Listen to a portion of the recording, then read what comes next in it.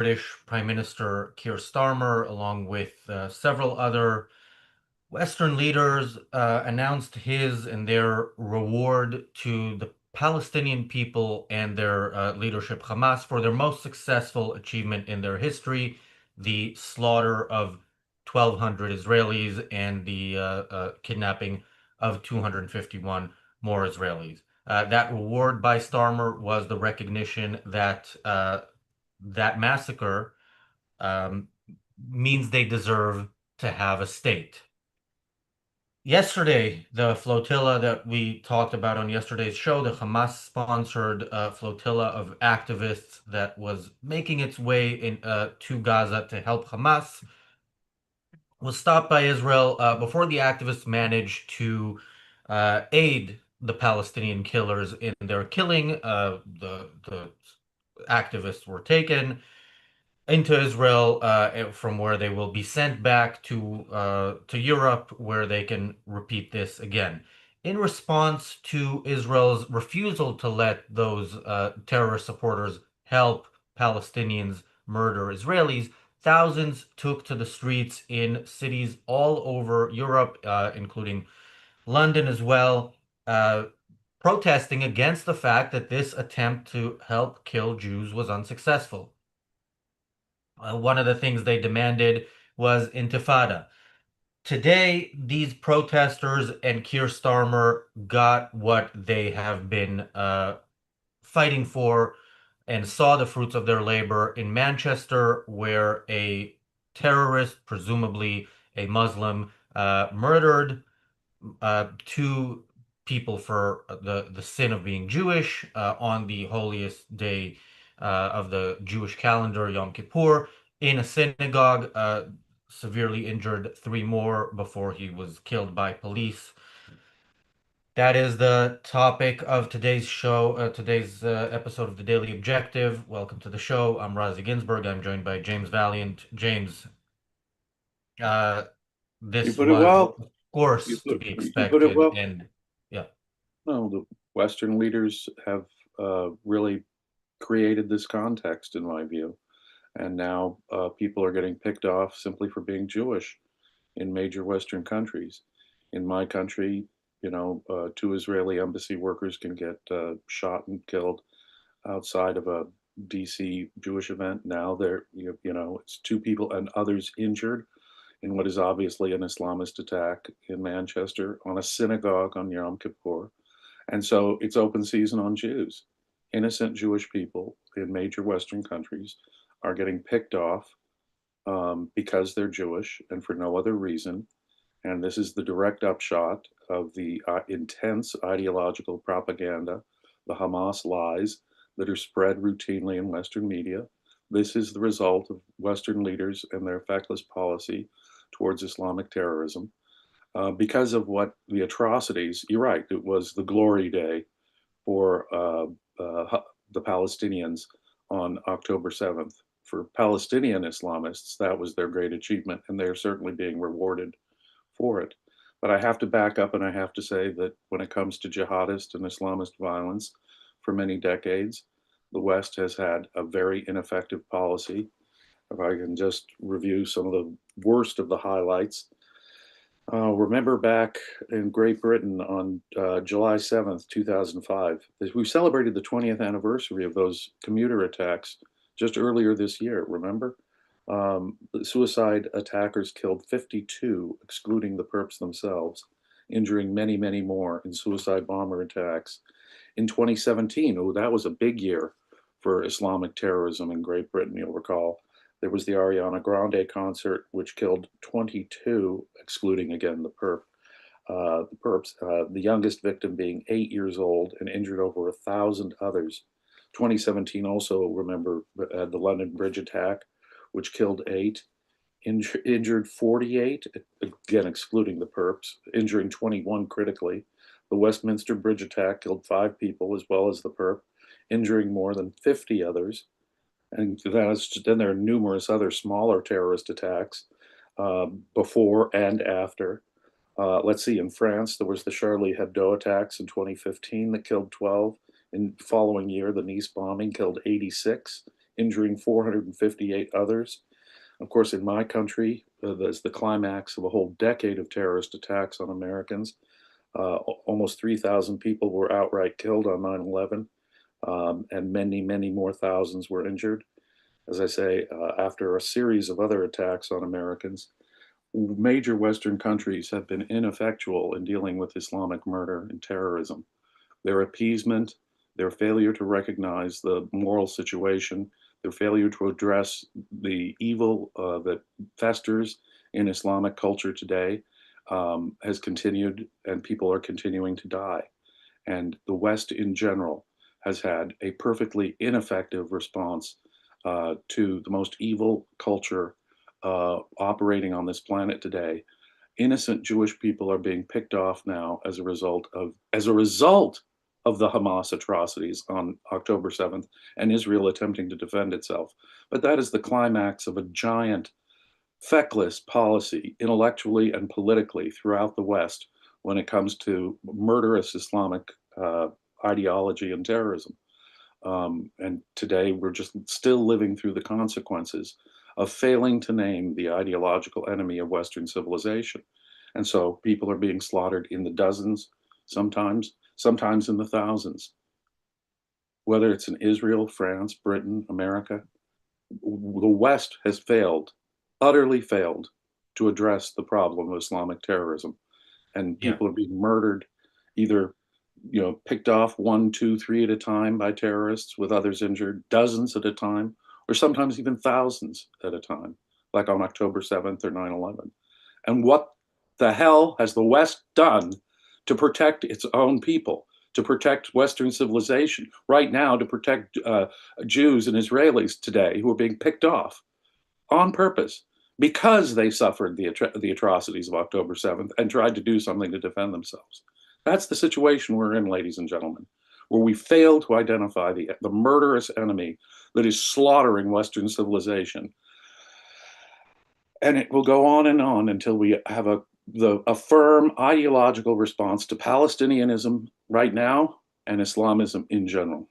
Yeah. The West has done nothing, maybe with the slight exception of the US, nothing but show support for the Palestinians with the occasional lip service when Jews are murdered and before Israel responds of saying, oh, we're sorry that this happened, and we'll go into some of this being the case today as well. But yeah, this is again, on October 7th, people took to the streets, the people who are now claiming that Israel is committing a genocide by refusing to let the Palestinians kill every last Jew. They took to the streets on October 7th to celebrate. They took to the streets yesterday to demand that Israel stop attempting to prevent uh, anything that would help the Palestinians murder more Jews. They demanded more murder of Jews and they got what they want today. Make no mistake about it.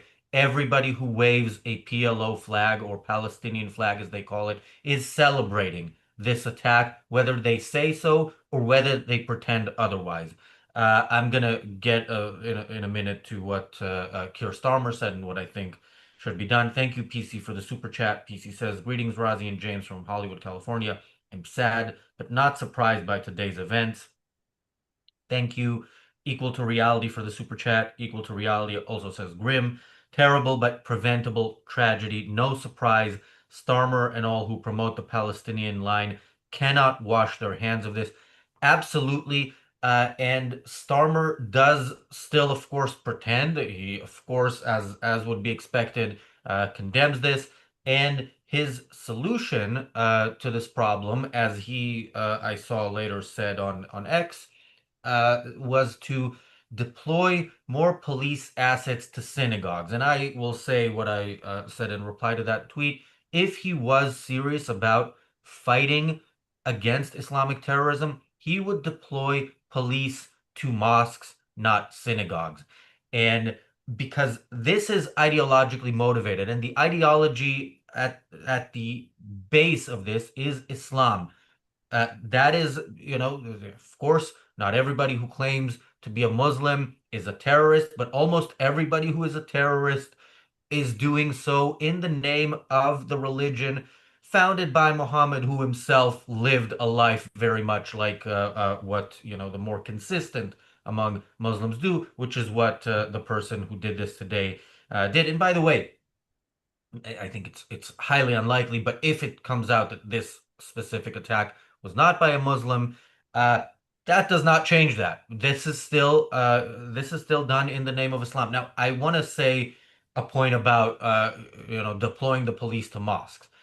And I'll give the example that I give from the US, the example of NAMBLA, the North American Man-Boy Love Association, an organization that calls for the legalization of sexual relationships between grown men and young boys. That organization uh, is has a First Amendment right to express their view that the law should be changed. But the police has a job to enforce the existing law. And it is not, I don't think it's government overreach to have the police say, let's look into the people in NAMLA to see if maybe some of them live by live in the world that they would want to see if their proposed changes happen. The same thing should be done with practitioners of Islam. It doesn't mean you go and look into, everybody and what they're doing all the time. It does mean that you go where specifically the ideology is being spread to see what is also being planned beyond, if it's just being spread as ideas or if those ideas are applied. Because if they are applied, then the government should step in there. Now, of course, it won't, but it should. And yeah, we can absolutely expect Starmer to deploy police to synagogues, maybe to protect them, maybe to protect Muslims from Islamophobia, as we often hear after an Islamic terrorist attack is the big threat. Boy, you said a lot there, but they are an ideology, aren't they? They're like Nazis or communists or the KKK. You have to look at the ideology behind it, just like the sick NAMBLA perverts. They are advocating an ideology, and of course, the advocacy of the ideology. I don't care whether it's communism, NAMBLA, Nazism, whatever the ideology is. They have freedom of speech. They have the same rights to act in a way that doesn't violate other people's rights that other people have. But when it becomes more than words, when they start planning activity, when they materially support activity, when they're helping organize activity on behalf of these horrible totalitarian ideologies. And today, ladies and gentlemen, the consistent, the it's hard to even describe it. The most ideologically committed movement of ideas today, which is a horror thing to think about, is Islamism. They are, over the recent decades, as I say, been killing more people in the West than any other ideology that I can think of. And so your argument is a perfectly sound one. This is ideologically motivated violence. It is the ideology itself that, although it has the same freedom of speech as everyone else, when they step 1 centimeter beyond just speaking and actually doing something or organizing or trying to put their ideas into practice, the governments have to be on it completely and shut them down. And they are worthy of being targeted in this sense, having the spotlight put on them, having undercover cops infiltrating their organizations and figuring out where the next Islamic violence is going to come from. Otherwise, people are just going to continue to die and be picked off slowly until the West can name the enemy here, Islam. Islam, as it is practiced in most of the Islamic world today, is the enemy. Until we can ideologically name that enemy, the West will continue to bleed and suffer, and innocent children and innocent people just simply on their way to synagogue or to school or to work will be killed. More and more and more will die. Decades of feckless policy, and people are still, innocent civilians are still dying in major Western countries, and is the direct result of our leaders' appeasement and our intellectual culture. There's no question about it. You're absolutely correct, Razi. James, I don't know if you've seen the video we're about to see, but this is from the BBC's reporting on the terrorist attack today.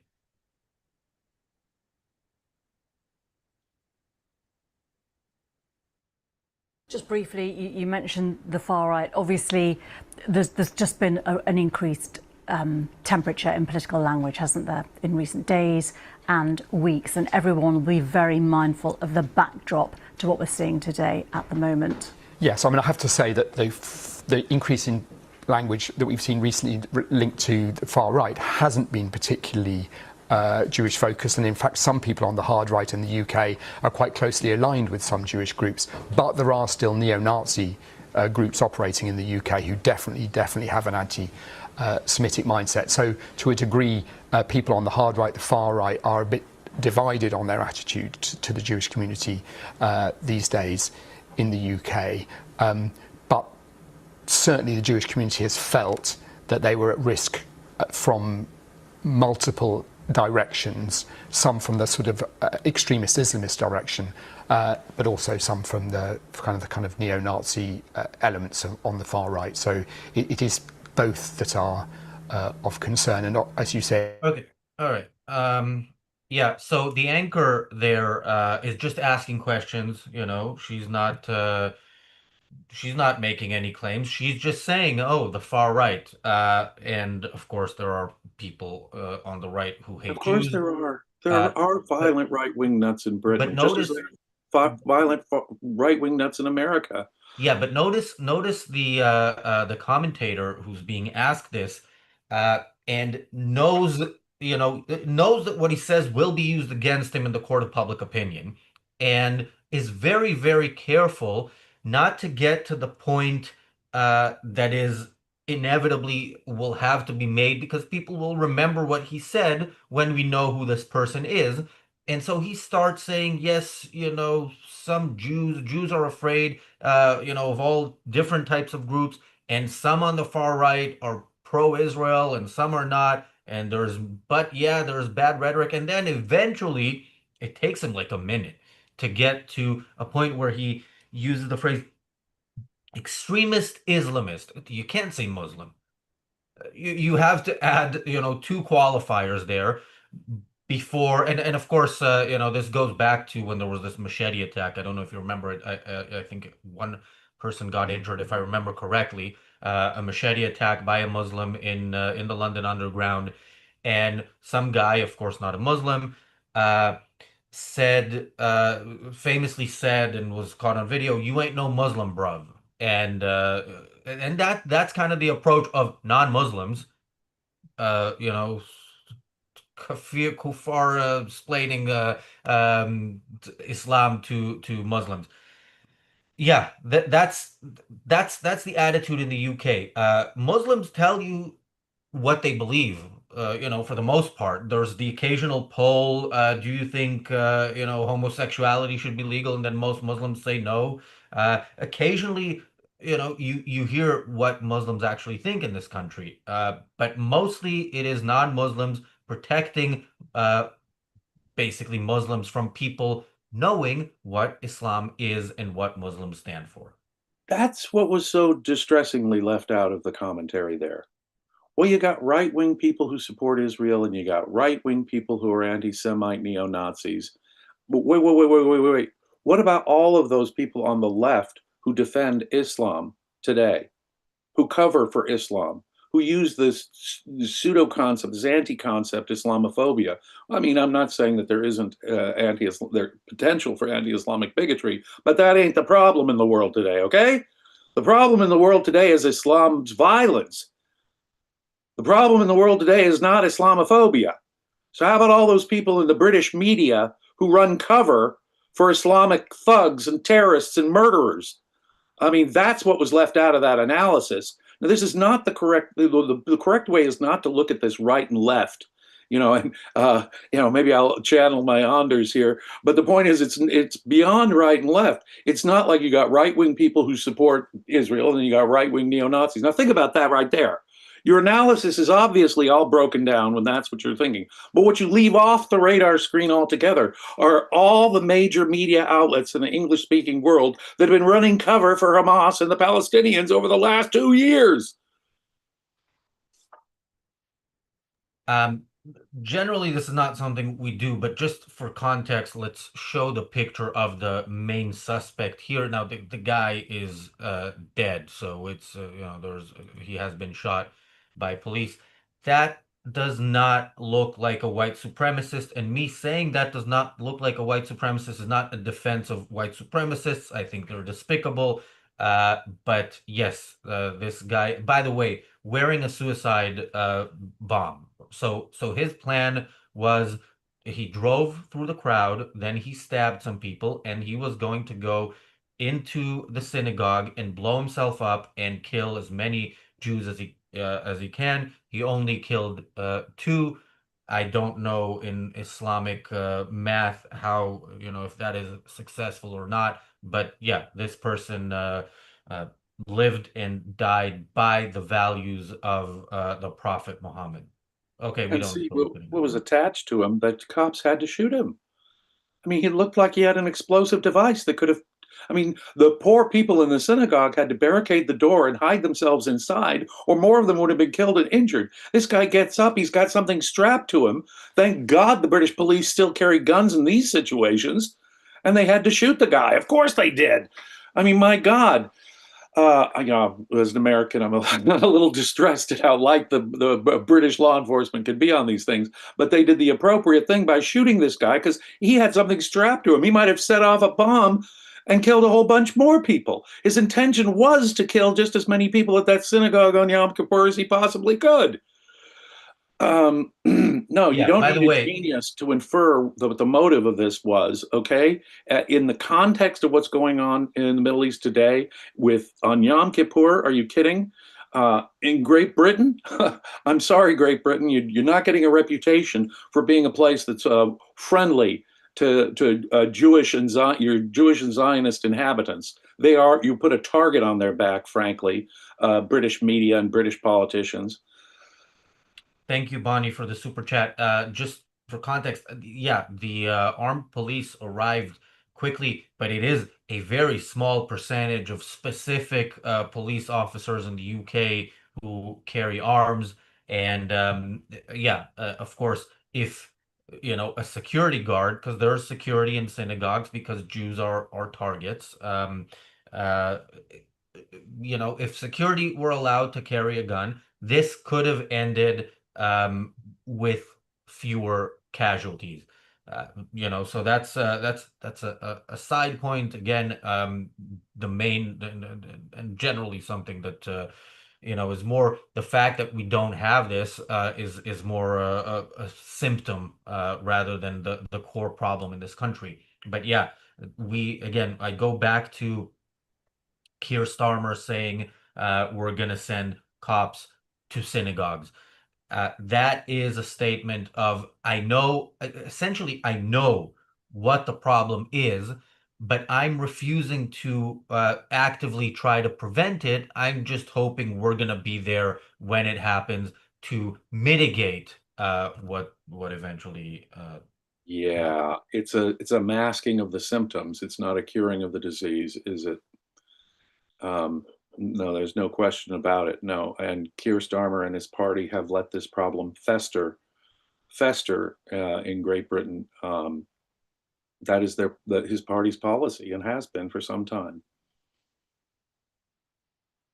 Thank you, PC, for the super chat. PC says, Razi, did you hear Starmer is worst prime minister ever since 1720s?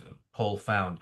Um, I didn't hear that. Look, these polls, I think the incumbent will very often be found the worst ever. So it's, but I do know that the polls show that Labour is if the election were today, would lose by a historical margin, even though they won by a historical margin just a year ago. That does say something about just how bad Starmer is. But yeah, Well, we got 4 more years of this government, so yeah, anyway. and John says Starmer about to be replaced by Andy Burnham, the Manchester mayor. Yeah, that I've also heard. I mean, it'll take a bit because he's not a member of parliament just yet, but that's easy to fix. And yeah, you never know what that means. I mean, the fact that Labour are losing in the polls right now, as James, as you said, there's 4 more years for them to change people's minds. It could be that if there's a new prime minister, he goes to the polls just to get a mandate, and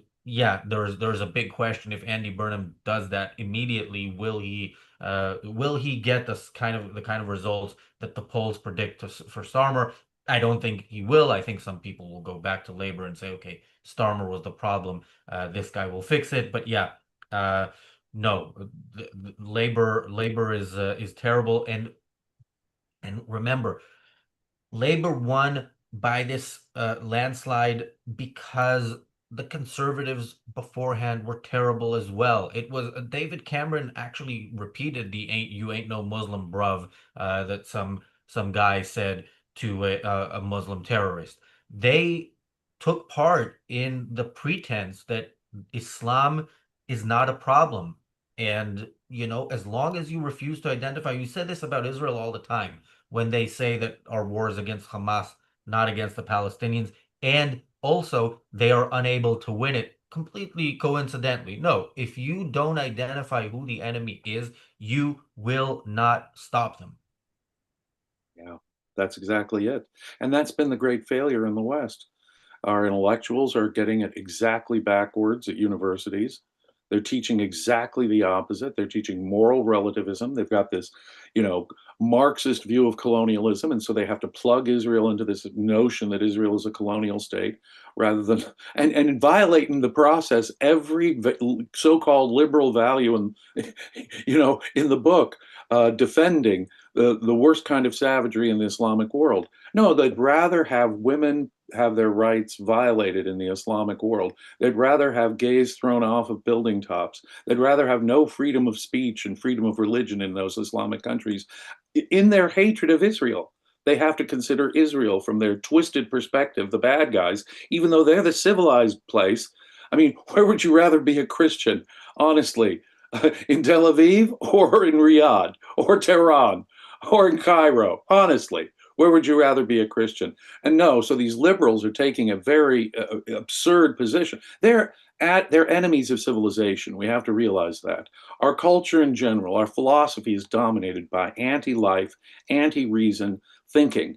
The evils of mysticism and neo-mysticism, collectivism, we call it tribalism, and its manifestations, its political manifestations in sympathizing to terrorists, savages, thugs, dictators. That is the problem. It's an ideological problem. It's a cultural problem. We've got to get our philosophical act together. But then you look at the secondary transmitters of that in our media and in our governments. They don't understand the issue clearly. And so, of course, our policy has been utterly feckless. The analysis has been downright dishonest from our media. And so rather than name the enemy, Islam, ladies and gentlemen, the killer in the world today, the enemy of civilization today is Islam. And now in the wake of the atrocities of October 7th, now they're picking off Jews here and there, wherever they can. You find a Jew someplace, kill him, just kill him. Kill him at a Jewish event in Washington, D.C. Kill him at a synagogue in Manchester on Yom Kippur. Yeah, that's what we've come down to. Yeah, and the enemy of Palestinianism, the real enemy of Palestinianism, was, I think, unintentionally exposed by a video The Guardian did. Their reporter, I forget his name, but I'll find out before the reality show, is went to Israel and showed what the problem was by talking to Israelis and really showing how evil they are by the standards of Palestinianism. How that reporter feels about today's attack, I can only guess, and I think my guess is pretty good. The reality show starts in a couple of minutes. We're going to talk about that Guardian video and go through it. Thanks, James. Thanks, everybody, for watching. The reality show starts in a couple of minutes. Please be safe, my friends.